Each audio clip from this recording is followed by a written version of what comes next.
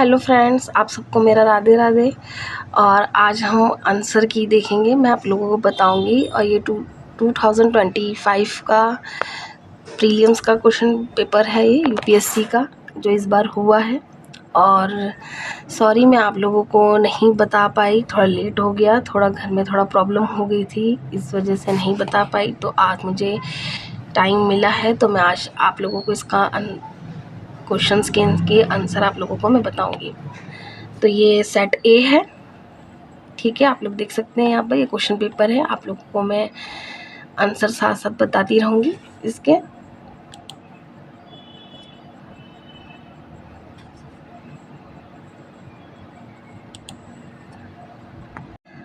तो पहला क्वेश्चन है आप लोगों का, निवेश के संदर्भ में यहाँ पे निम्नलिखित पर विचार कीजिए। यहाँ पे आपको 4 ऑप्शन दिए गए, बॉन्ड, स्टॉक, प्रतिरक्षा निधियाँ यानी कि हेज फूड्स और जोखिम पूंजी।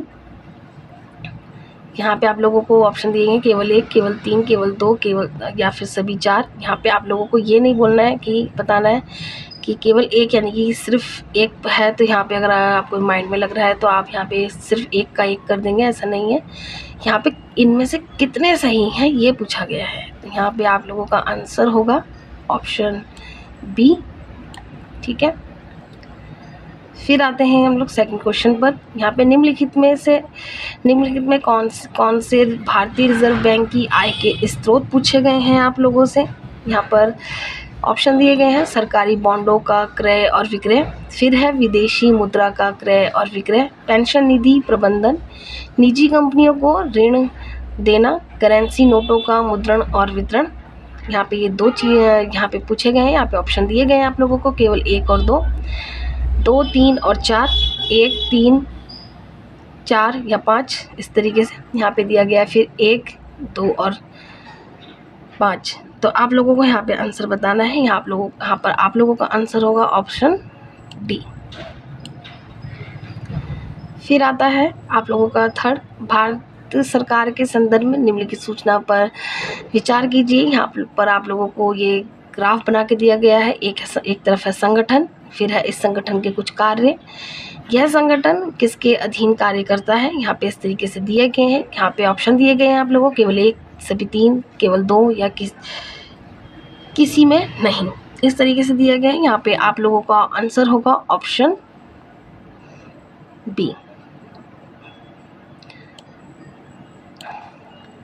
अब आते हैं हम क्वेश्चन नंबर 4 पर।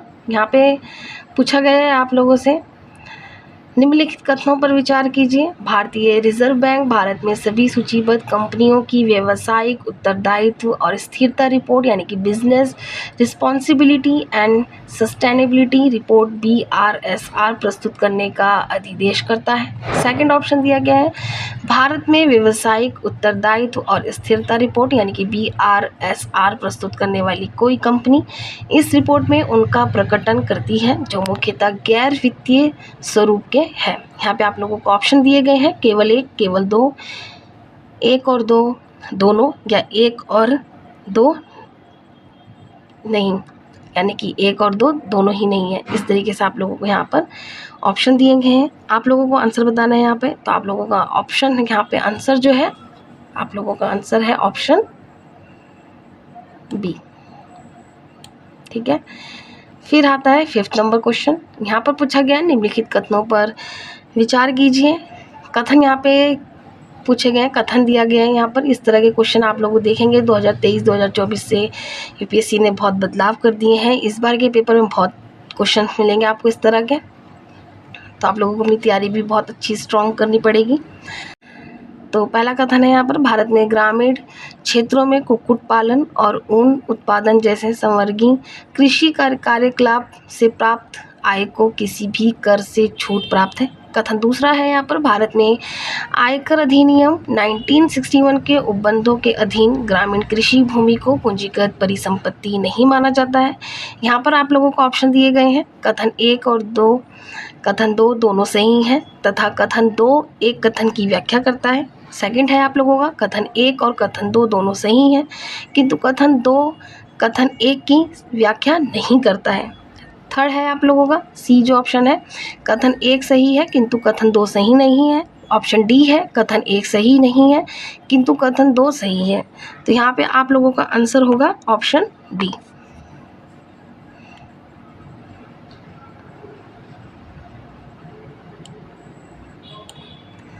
सिक्स क्वेश्चन पे आते हैं हम लोग। निम्नलिखित कथनों पर विचार कीजिए। यहाँ पर आप लोगों को ऑप्शन दिए गए हैं, आप लोग इनको अच्छे से पढ़िएगा।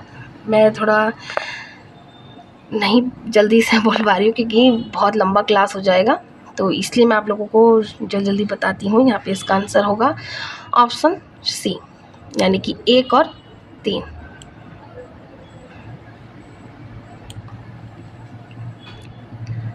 यहाँ पे इंग्लिश में है, आप लोग मैच करके देख लीजिएगा। फिर है क्वेश्चन नंबर 7। यहाँ पर पूछा गया है, यहाँ पे भी एक कथन वाला देखिए फिर से आ गया है, आप लोगों को अच्छे से देखना है। यहाँ पर पूछा गया है, जहाँ तक किसी कंपनी में निवेश से प्राप्त प्रतिफलों का संबंध है, आमतौर पर यह माना जाता है कि स्टॉक धारकों की तुलना में बॉन्ड धारकों की अपेक्षाकृत कम जोखिम रहता है। सेकंड कथन है आपका, बॉन्ड धारक किसी कंपनी के ऋणदाता होते हैं जबकि स्टॉक धारक उसके स्वामी होते हैं। यहाँ पे थर्ड कथन दिया गया है, पुनर्भुगतान के प्रयोजन के लिए किसी कंपनी द्वारा बॉन्ड धारकों को स्टॉक धारकों की अपेक्षा प्राथमिकता दी जाती है। तो यहाँ पे आप लोगों को ऑप्शन दिए गए हैं, आप लोगों को सही आंसर बताना है। तो यहाँ पे आंसर आप लोगों का होगा ऑप्शन ए, ये वाला।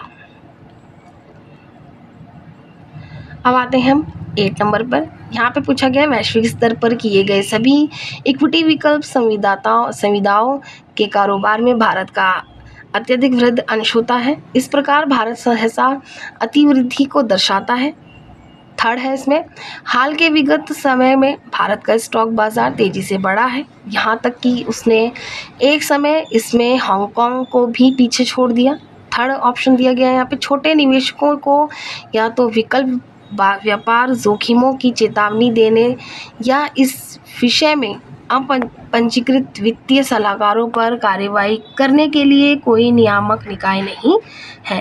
तो यहाँ पे आप लोगों का ऑप्शन होगा, आंसर होगा आप लोगों का ऑप्शन ए।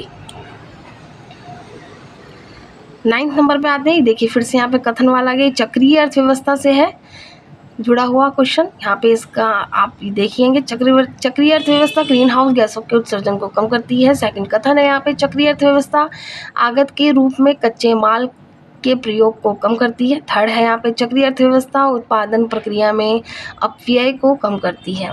तो यहाँ पे इसका आंसर होगा ऑप्शन ए। 10 नंबर क्वेश्चन पे आते हैं अब हम लोग। निम्नलिखित कथनों पर विचार करना है। यहाँ पे पूंजीगत प्राप्तियाँ देयता का सृजन करती हैं या सरकार की परिसंपत्तियों में कमी लाती हैं। सेकंड है इसमें, उधार ग्रहण और विनिवेश पूंजीगत प्राप्तियाँ हैं। थर्ड है यहाँ पे, ऋणों पर प्राप्त ब्याज सरकार की देयता का सृजन करता है। यहाँ पे ऑप्शन दिए गए हैं आप लोगों को, यहाँ पे इसका आंसर होगा केवल 1 और 2, यानी कि ऑप्शन ए। यह इंग्लिश में भी दिया गया है।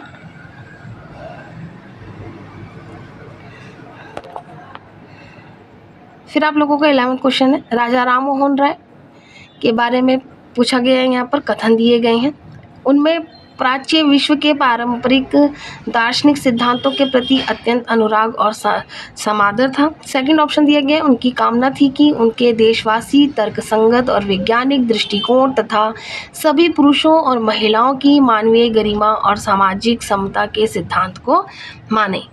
यहाँ पे आप लोगों के ये दोनों ही कथन सही है, तो इस वजह से यहाँ पर आपको ऑप्शन सी। 12 नंबर पे आते हैं, असहयोग कार्यक्रम के बारे में पूछा गया है। यहाँ पर न्यायालयों और विदेश वस्त्र का बहिष्कार। सेकंड है, अहिंसा का कठोर अनुपालन। थर्ड ऑप्शन है, उपाधियों और सम्मानों का उनका सार्वजनिक उपयोग न करते हुए प्रतिधारण। फोर्थ है, विवादों के निपटारे के लिए पंचायतों की स्थापना। तो यहाँ पे आप लोगों के ऑप्शन 3 सही हैं, तो यानी कि यहाँ पर सी। ठीक, अब हम आते हैं यहाँ पर क्वेश्चन 13 पर। सिंचाई में काम आने वाला अरघट्टा नामक उपकरण क्या है? अरघट्टा मतलब हाथ से जो चलाया जाता है, उस तरीके से यहाँ पे बताया गया है, ये प्राचीन शब्द है, तो इसको आप ध्यान से देखिएगा। अरगट्टा ही सुनने में ही आ रहा है, ठीक है। तो एक घिरनी यानी कि पुली में खींचा जाने वाला चमड़े का बना पानी का थैला। एक बड़ा चक्का जिसकी आराव स्पोक्स के बाहरी छोर पर मिट्टी के पात्र बंधे हों। बैलों के द्वारा खींचा जाने वाला मिट्टी का एक अधिक बड़ा पात्र। सीधे हाथों से ही रस्सी द्वारा खींचे जाने वाला बड़ा जल ढोल यानी कि वाटर बकेट, ठीक है।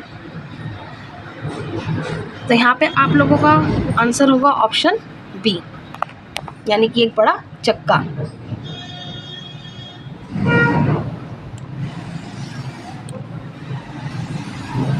फोर्टी नंबर क्वेश्चन पे आते हैं हम लोग।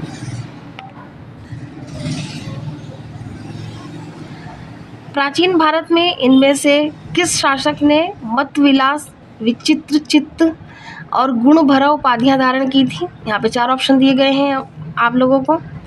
महेंद्र वर्मन प्रथम, सही विष्णु, नरसिंह वर्मन प्रथम, सिंह वर्मन। तो यहाँ पे आप लोगों का आंसर होगा ऑप्शन ए, यानी कि महेंद्र वर्मन प्रथम।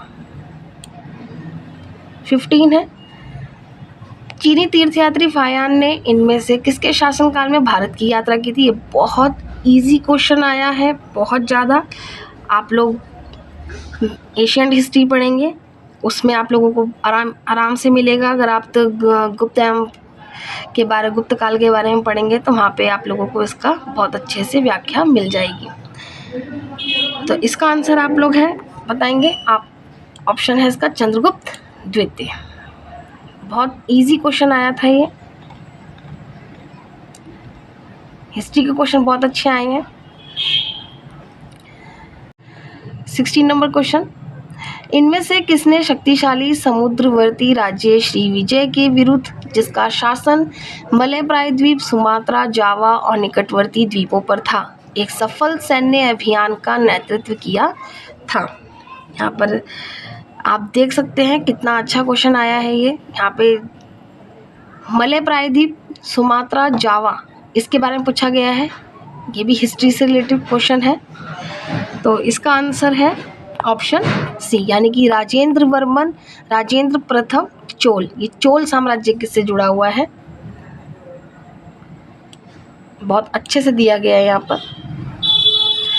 अगर आप यहाँ पे बहुत अच्छे से, अगर यहाँ पर उनके वंश के नाम नहीं दिए गए होते कि कौन से चोल वंश का है, काकतीय वंश का है, राष्ट्रकूट वंश का है, होयसल वंश का है, और इस तरह से राजाओं के नाम, अगर सिर्फ राजाओं के नाम दिए गए होते तो थोड़ा कन्फ्यूज़न होता। अगर इस तरह से दिया गया है तो बहुत अच्छा दिया गया है।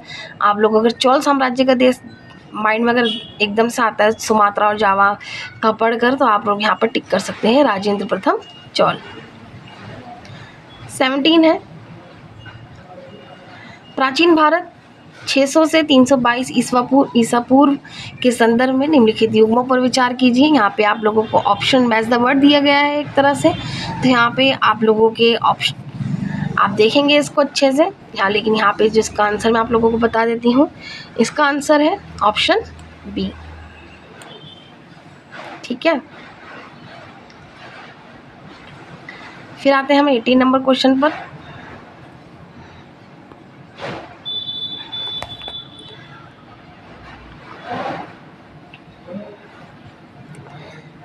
प्रथम गंधर्व महाविद्यालय, जो एक संगीत प्रशिक्षण विद्यालय था, विष्णु दिगंबर पलुस्कर द्वारा 1901 में कहाँ स्थापित किया गया था?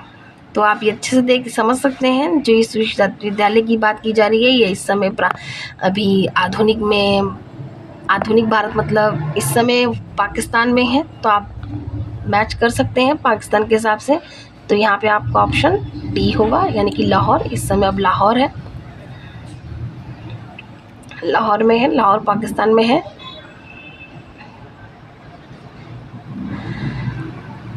जैसा 19 नंबर पे आते हैं, जैसा कि अशोक के अभिलेखों से ज्ञात होता है, प्रादेशिक राजुक और युक्त किस स्तर पर महत्वपूर्ण अधिकारी थे? पहला ऑप्शन दिया गया है आपको ग्राम स्तरीय प्रशासन, सेकंड है जिला स्तरीय प्रशासन, थर्ड है प्रांतीय प्रशासन, और फोर्थ दिया है केंद्रीय प्रशासन स्तर। यहाँ पे आप लोगों का आंसर होगा, ये जो इस तरीके से दिया गया है ये आप लोग एशियन हिस्ट्री में पढ़ेंगे या एनसीईआरटी में भी आप लोगों को इस तरीके से दिया गया। एनसीईआरटी जिन्होंने पढ़ी होगी वो समझ जाएंगे इसका आंसर। तो इसका आंसर होगा जिला स्तरीय प्रशासन।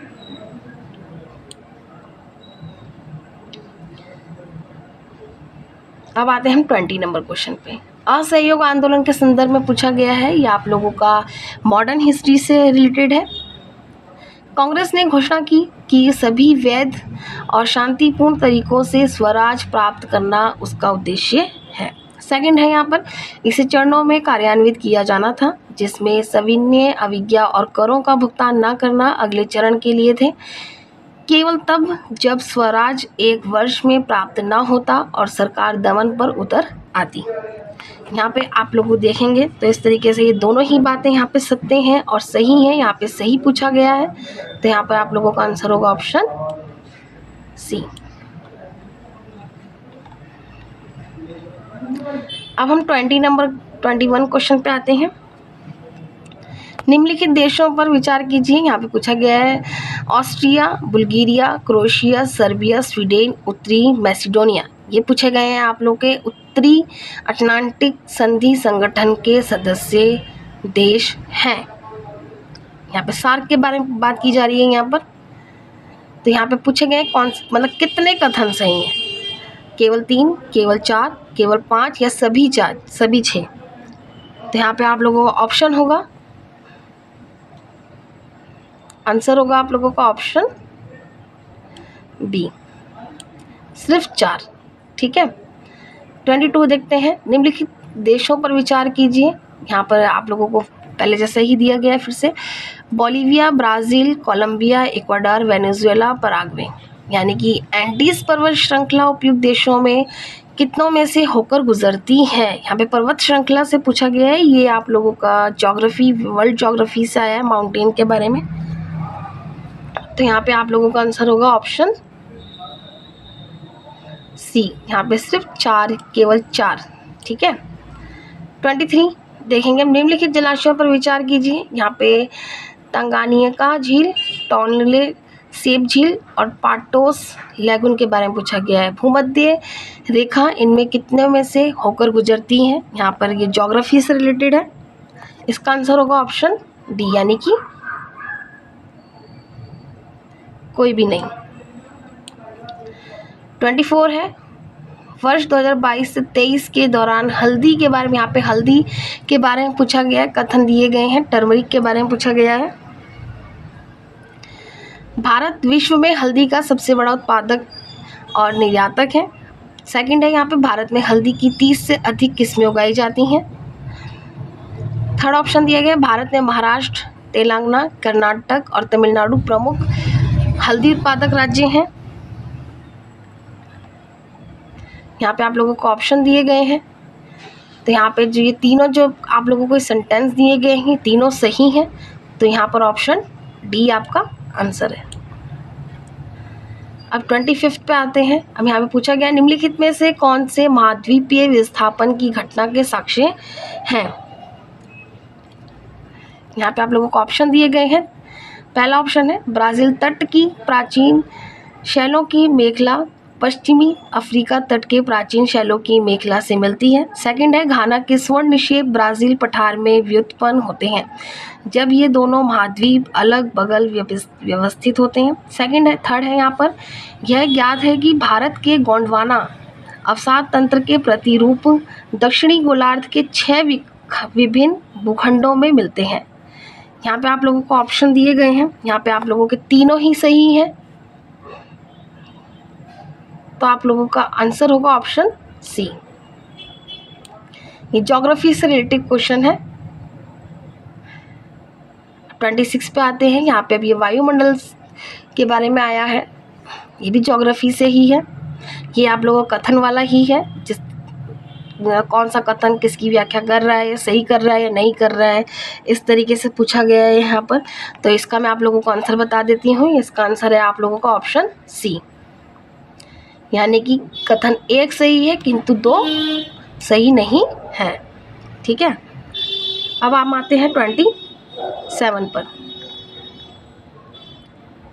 ये भी मैच द, यहाँ पे ये भी कथन वाला है, तो यहाँ पे ये मंथ के अकॉर्डिंग पूछा गया है। तो यहाँ पे आप इसको देखेंगे अच्छे से, मैं आपको इसका आंसर बता देती हूँ। इसका आंसर है ऑप्शन बी, यानी कि कथन 1 और कथन 2 दोनों सही हैं, किंतु कथन 2 कथन 1 की सही व्याख्या मतलब 1 की व्याख्या नहीं करता है। 28 ये भी इस तरीके से ही है कि चौक सरंध्र होता है, अतः इस तरीके से दिया गया है। इसके बारे में ये मृतिका के बारे में बताया गया है यहाँ पर शैलोक के लिए। तो आप लोगों ने अगर ज्योग्राफी में अच्छे से पढ़ा है, एनसीईआरटी पढ़ा है, तो आप लोग समझ गए होंगे इसका आंसर क्या है। इसका आंसर है ऑप्शन सी, यानी कथन 2 और कथन 3 में से केवल एक सही है तथा वह कथन 1 की व्याख्या करता है। इन दोनों में से एक सही है और वो कथन 1 की व्याख्या करता है, यानी कि 2 और 3 में से। 29 ये भी इस तरीके से दिया गया है। यहाँ पे है वायुमंडल के बिना भूपृष्ठ पर सर्वत्र तापमान हिमांक के बहुत नीचे होता है। सेकंड ऑप्शन दिया गया है, वायुमंडल के द्वारा अवशोषित और पाशित यानी कि ट्रैप्ड, ठीक है, ऊष्मा हमारे ग्रह के औसत तापमान को बनाए रखती है। थर्ड ऑप्शन दिया गया है यहाँ पे सेंटेंस जो दिया गया, वायुमंडल की कार्बन डाइऑक्साइड जैसी गैसें विकिरण को अवशोषित और पाशित करने के लिए विशेष रूप से उत्तम है। यहाँ पे आप लोगों को ऑप्शन दिए गए हैं, यहाँ पे आप लोगों का आंसर होगा ऑप्शन डी, केवल 2 और केवल 3। अब हम आते हैं 30 नंबर पे। राष्ट्रीय गोकुल मिशन के बारे में पूछा गया है यहाँ पर।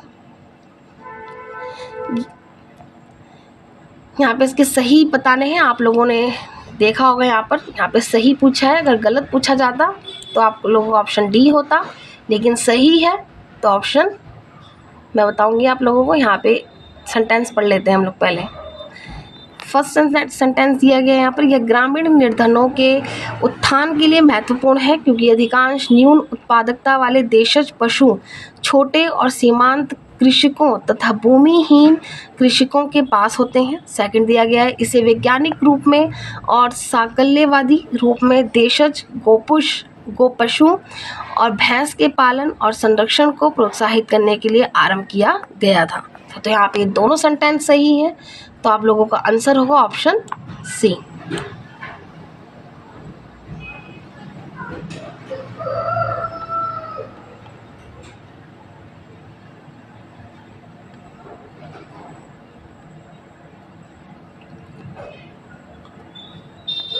अब हम आते हैं 31 पे, ये भी कथन वाला है। तो इसका मैं आपको आंसर बता देती हूँ। इसका आंसर है ऑप्शन बी, कथन 2 और कथन 3 दोनों सही हैं, किंतु उनमें से केवल एक कथन 1 की व्याख्या करता है। 32 ये भी इस तरीके से ही दिया गया है। इसका भी मैं आपको आंसर बता देती हूँ। इसका आंसर है ऑप्शन सी, कथन 2 और कथन 3 में से केवल एक सही है तथा वह कथन 1 की व्याख्या करता है, यानी कि इन दोनों में से एक सही है और एक की व्याख्या करता है। ऑप्शन यहाँ पे आपका क्वेश्चन आता है 33, ये भी इसी तरीके से है। इसका आंसर होगा ऑप्शन बी।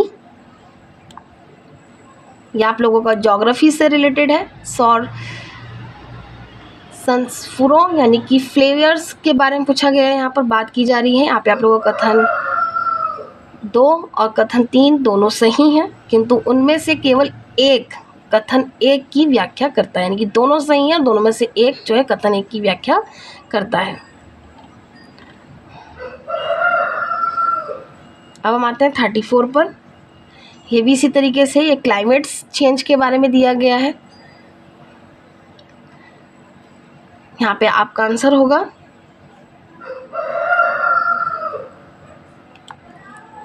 ऑप्शन ए, यानी कि कथन 2 और कथन 3 दोनों सही हैं तथा वे दोनों कथन 1 की व्याख्या करते हैं, यानी कि यहाँ पे दोनों ही 1 की व्याख्या कर रहे हैं। अब आता है 35। यहाँ पे पूछा गया, निम्नलिखित में से किस एक ने एशिया और प्रशांत क्षेत्रों के लिए प्रकृति समाधान नेचर सॉल्यूशंस विथ हब प्रारंभ किया?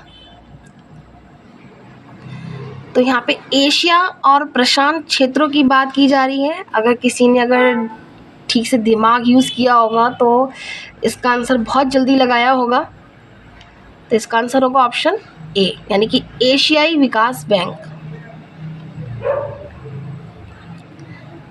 अब हम 36 पे आते हैं। 36 भी इसी तरीके से है। इसका मैं आपको आंसर बता देती हूँ। इसका आंसर है ऑप्शन सी, यानी कि तीनों सही है यहाँ पर। 37 यानी कि पिकॉक टेरेंटुला, यानी कि गुटी टेरेंटुला के बारे में पूछा गया है। यह एक सर्वभक्षी परुष कवची यानी कि क्रस्टेशियाई है। इसका प्राकृतिक आवास भारत में केवल कुछ वनों तक ही सीमित है। थर्ड दिया गया है यहाँ पे, अपने प्राकृतिक आवास में यह एक वृक्षीय जाति है। आप लोग इसका आंसर देखिए यहाँ पे इसका आंसर है ऑप्शन डी, यानी कि 2 और 3। ये वाला गलत है, सर्वभक्षी परुष कवची नहीं है। अब हम आते हैं 38 पर। यहाँ पर सेंटेंस पहला दिया गया, भारत में कार्बन डाइऑक्साइड यानी कि CO2 उत्सर्जन 0.5 टी CO2 प्रति व्यक्ति से कम है। सेकंड है, ईंधन दहन से CO2 उत्सर्जन के आधार पर भारत एशिया प्रशांत क्षेत्र में दूसरे स्थान पर है। थर्ड दिया गया है, भारत में विद्युत और ताप उत्पादक CO2 उत्सर्जन के सबसे बड़े स्रोत हैं। यहाँ पे आप लोगों का आंसर होगा ऑप्शन सी, केवल 2 और 3। फर्स्ट वाला यहाँ पे गलत है।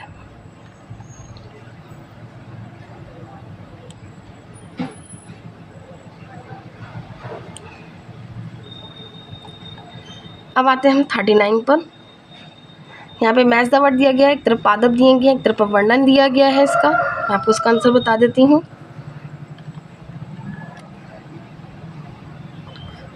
ऑप्शन बी, केवल 3 सही है उनमें से। 40 है, पृथ्वी ग्रह के संदर्भ में निम्नलिखित कथनों पर विचार कीजिए। पहला कथन दिया गया है यहाँ पर, वर्षावन महासागरों द्वारा उत्पादित ऑक्सीजन की तुलना में अधिक ऑक्सीजन उत्पादित करती हैं। सेकंड दिया गया है, समुद्री पादप प्लवक और प्रकाश संश्लेषी जीवाणु विश्व में ऑक्सीजन का लगभग 50% उत्पादित करते हैं।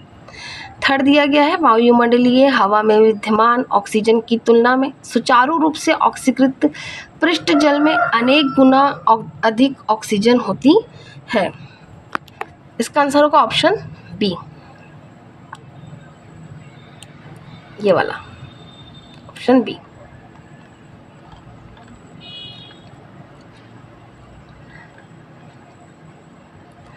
अब आते हैं 41 पे। निम्नलिखित प्रकार के वाहनों पर विचार कीजिए। यहाँ पे वाहनों के बारे में बात की जा रही है।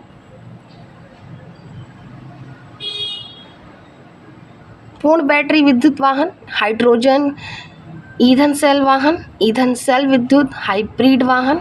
यहाँ पे आप लोग, मैं आंसर बता देती हूँ। यहाँ पे ऑप्शन आपका सी, यानी कि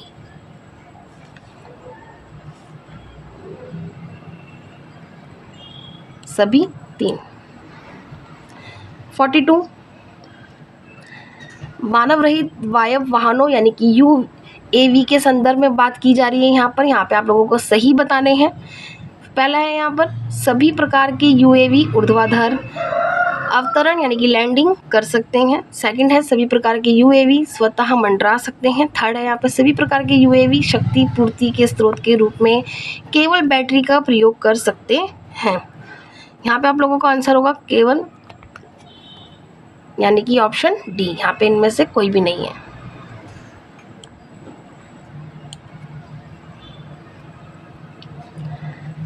हम 43 पे आते हैं।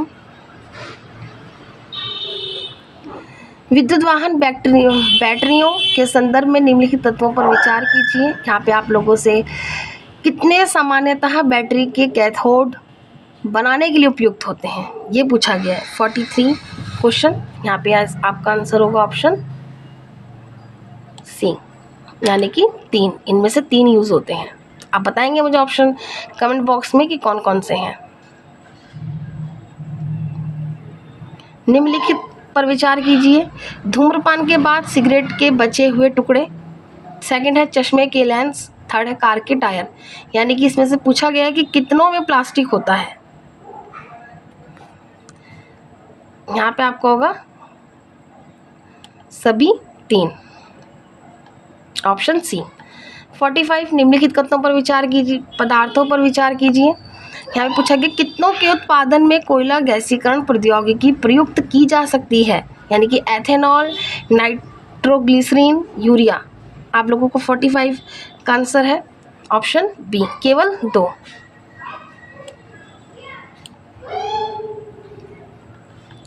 46 है आपका, कभी कभी समाचार माध्यमों में चर्चित सामान्यता Cl20, HMX और LLM 105 यानी कि 105 के रूप में ज्ञात रासायनिक पदार्थों में सर्वनिष्ठ अभिलक्षण क्या है। फर्स्ट ऑप्शन है, आप लोग सेंटेंस दिया गया है यहाँ पर, ये हाइड्रोक्लोरोकार्बन प्रशीतकों के विकल्प हैं, ये सैन्य आयुधों के अंतर्गत विस्फोटक हैं, ये क्रूज मिसाइलों के लिए उच्च ऊर्जा ईंधन है, ये रॉकेट नौदन हेतु ईंधन है। यहाँ पे आप लोगों का आंसर होगा ऑप्शन बी, ये सैन्य आयुधों के अंतर्गत विस्फोटक है। 47 पे आते हैं हम। यहाँ पे दिया गया है, आप लोगों को सही बताने हैं। फर्स्ट सेंटेंस है आप लोगों का, ऐसी अपेक्षा है कि मेजोराना 1 चिप क्वांटम कंप्यूटिंग को सुकर बनाएगा। सेकंड है मेजोराना 1 चिप अमेजॉन वेब सर्विसेज यानी कि AWS द्वारा आरंभ किया गया है। थर्ड है आप लोगों का, डीप लर्निंग मशीन लर्निंग का एक उप समुच्चय है। यहाँ पे आप लोगों को 4 ऑप्शन दिए गए हैं, आप लोगों का आंसर है ऑप्शन सी यानी कि 1 और 3। ठीक है, यहाँ पे ये वाला आप लोगों का गलत है। 48 पे आते हैं। प्राइस आपने यूपीएससी के अगर PYQ देखे हैं ध्यान से तो आप लोगों को नोट कर लेना चाहिए अब तक कि यहाँ पर जो समाचारों में चर्चित रह चुका होता है उनके क्वेश्चन ज़रूर आते हैं। एक वर्ड दे दिया जाता है, उससे रिलेटेड सेंटेंस दिए जाते हैं, आप लोगों को वहाँ पे अच्छे से आप लोगों को देखना है कि आंसर क्या हो सकता है। अगर नहीं आ रहा है आप लोगों को तो आप लोग थोड़ा माइंड को रिमाइंड करेंगे तो आप लोगों को आ जाएगा। लेकिन जो करंट अफेयर से जुड़ा हुआ क्वेश्चन है तो आप लोग ज़रूर देखिएगा।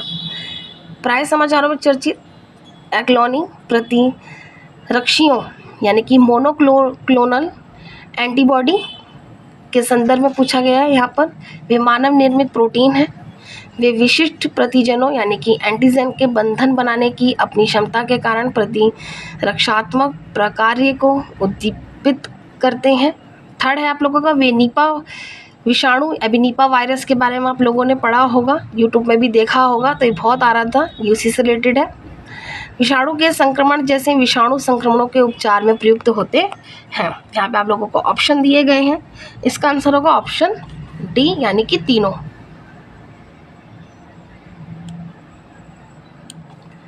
और 49 है आप लोगों का, महासागरीय जल में कोई विषाणु जीवित नहीं बच सकता, कोई विषाणु जीवाणुओं में संक्रमण नहीं कर सकता, कोई विषाणु परपोषी कोशिका में कोशिकीय अनुलेखनात्मक सक्रियता को परिवर्तित नहीं कर सकता।